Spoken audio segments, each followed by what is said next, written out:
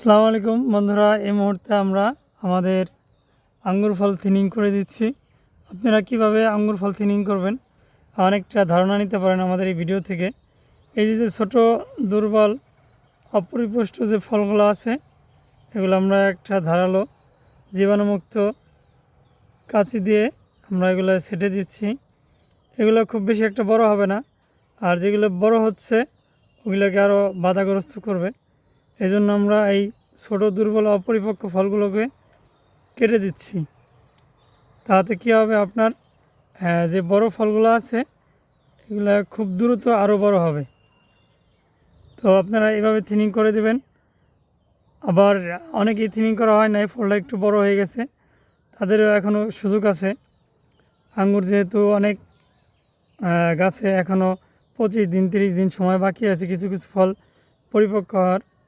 আবার আমাদের এই ফলটা একেবারেই ছোটো, এখন উপযুক্ত একটা সময় থিনিংয়ের। ভিডিওতে দেখা যাচ্ছে ক্লিয়ার ভাই? এই যে দেখেন, আমরা খুব সুন্দর করে থিনিং করে দিলাম।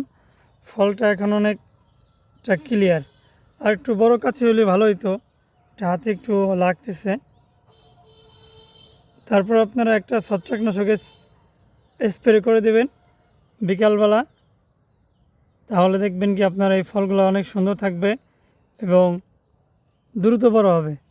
এই যেগুলো আপনারা ছেটে দিবেন, এগুলো একদম অপরিপুষ্ট, এগুলো আমরা ছেটে দেব। এই যে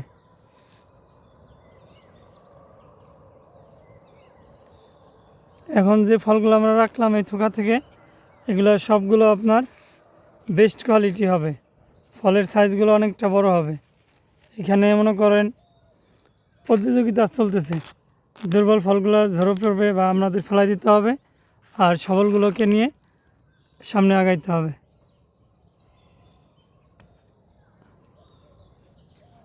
তো আমাদের থিনিং করার কাজ শেষ। দেখেন থোকাটা এখন কত সুন্দর লাগতেছে, স্পষ্ট ক্লিয়ার, এবং ফলগুলা কতটা ডিস্টেন্স মানে ফাঁকা ফাঁকা রয়েছে। এতে করে আপনার কি হবে, বাকি যে ফলগুলো আছে খুব দ্রুত বড় হবে। আপনারা এইভাবে থিনিং করে দিতে পারেন। এটা একটা ধারণা দিলাম আপনাদের। ধন্যবাদ।